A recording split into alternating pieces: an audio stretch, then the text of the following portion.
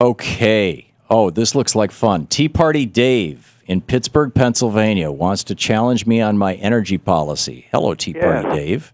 How are you, Tom? I am great, but I'll get better. How about you? You might want to call me a Neanderthal. Oh, because you're smart?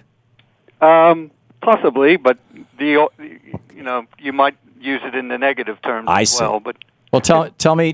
First of all, what is my energy policy that you want to criticize or debate? I just was listening to it when one gent had called you about the oil companies and so on and so forth. Mm-hmm. And what I wanted to challenge you about was, and this is just something because I'd like to see you lead the way, so to speak. How many windmills do you got on top of your building there? I have none. Several of my neighbors have vehicles that are 100% wind-powered, but mine is not. No, on your building. So there's none on the... How many solar panels up there? None. Oh, okay. So how are you powering up your studio there? Well, here in Washington, D.C., you can actually check the little box and say, we'll pay a little bit more, and we want 100% renewable electricity. If I was in a position to be able to do that, I would. Unfortunately, we're in a building where the cost of electricity is built into our rent, so I have no idea if our landlord, which is the Heritage Foundation, is choosing to do that or not. I'm guessing that they don't. But, a lot of places in this country, you can check that box. When we lived in Portland, I always checked that box. I paid extra to get electricity and it was a very small extra, actually, because it was mostly hydro, and it was not that much more expensive. But I paid extra to get renewable energy. What's your point, Dave? Well, I'm just saying is that if you're going to espouse all these reasons, well, how many Chevy Volts are there in Washington? Okay. Yeah, let me point out the flaw in your logic. You just espoused all... No, Dave, hang on just a second. Let me, if I may, and I'm not going to hang up on you here. Just to hold on for a second. What you're basically saying is that if somebody doesn't walk their talk, they have no right to say the talk. Is that basically it? No. I'm saying that the left, and it can be done by anyone, but I hear it mostly from that it's mostly a policy of do as I say, not as I do. Right, that's what I just said. If you don't walk your talk, you shouldn't be talking the talk. And right. You want to put a carbon tax on everyone, but I hear you, including me, flying off to here, flying off to there, flying off. I have never rode in an airplane in my life. Okay. So, I mean, how are you... Flying in an airplane is actually more efficient in terms of carbon use per mile than driving a car, first of all. Secondly, and perhaps more importantly, all of this entire argument you're making is a straw man. And okay. I'm guessing you don't realize this, Dave, but just think about it for a minute. It is not your actions or my actions that are going to change the level of carbon use in the United States, or even Al Gore's actions, or even somebody who uses an absurd amount of carbon, somebody who owns their own, 300-foot yacht, the billionaire who started whatever the company was out there on the West Coast, Google. It is instead government policy.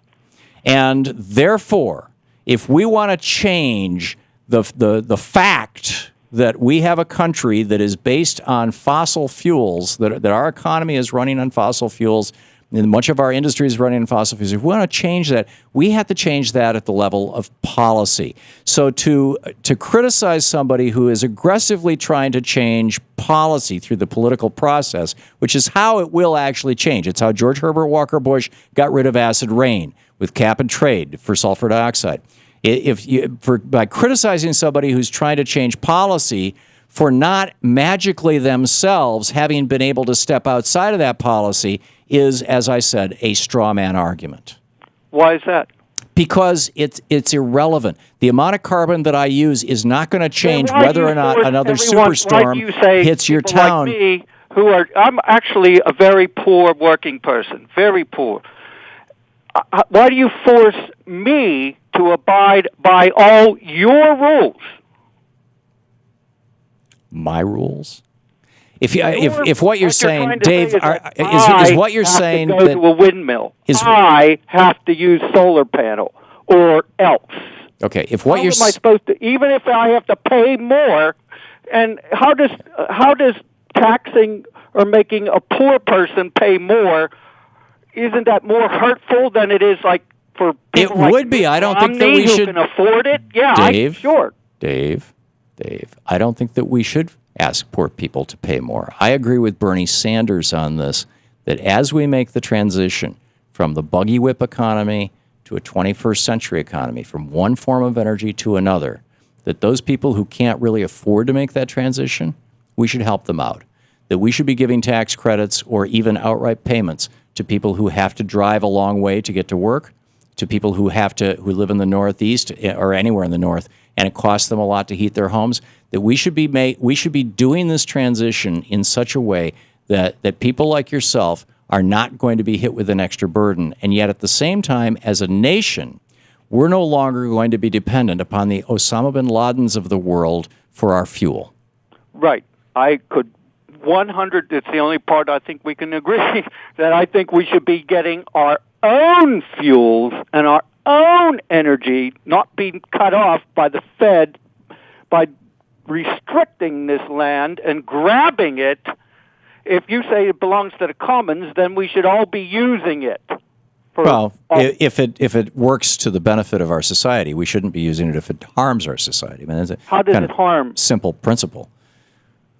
Well, first of all, when you burn fossil fuels, the dirty fossil fuels, like in particular coal, but also oil, when you burn them, you produce a lot of particulate matter that is poisonous. You can't eat the fish in the United States anymore. There's not a single lake or river in this country that has fish in it that don't have mercury levels that if you consume them on a regular basis, you will cause neurological damage to yourself and probably severe damage to your kids, number one. And those companies are not paying for that. You and I are paying for that. People who have neurologically damaged children are paying for that.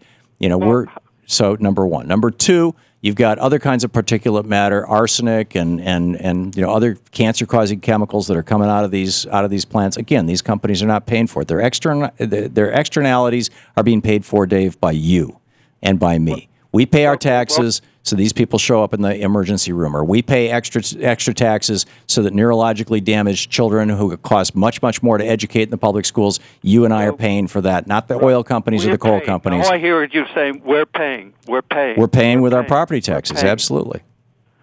We're paying. That's all I hear you say. And the oil and gas and coal companies should be paying for it. And if you're looking at natural gas, there are all kinds of externalities associated with that.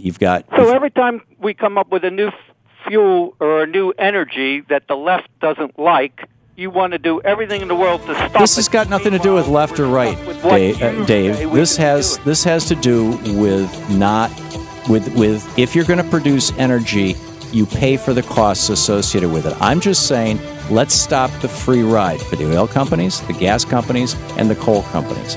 Let's stop the free ride. We don't give a free ride to solar companies. We don't give a free ride to windmill companies. Why are we giving these guys a free ride? I don't get it. You're listening to the Thom Hartmann Program. Visit ThomHartmann.com for audio and video archives. The only industry in America that does not pay to dispose of its waste is the fossil fuel industry. You and I pay to dispose of that waste and the cost of hurricanes and cancers.